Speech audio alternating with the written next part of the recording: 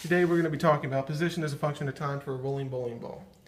This graph shows the position of the bowling ball, and the slope shows the rate of change in position, or the velocity.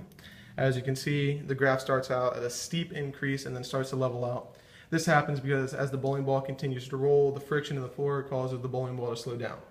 Your instantaneous velocity equation is going to be d2 minus d1 divided by t2 minus t1. The lab that we're going to be doing today is rolling the bowling ball down the ramp, and then you're going to start your stopwatch at the end of the ramp when the bowling ball reaches there, because that's going to be your origin. Every couple of seconds you want to mark down the position of the bowling ball. Your time increments would be 2 seconds, and your distance would be how far the ball goes in meters. And your velocity equation is distance divided by time. As you can see, the items needed to do this lab is a ramp, a couple of books to hoist up the ramp, meter stick, a stopwatch, and then a little stopper at the end of the ramp to make sure the bowling ball doesn't make too much noise. So you want to place your bowling ball at the end of the ramp. You're going to let it go down the ramp.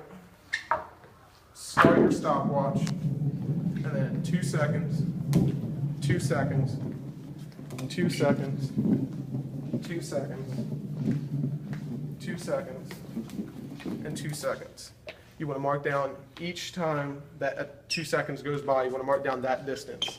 You want to take that distance, subtracted by the distance before that, and then divided by the time that it took to get to that distance minus the time before that.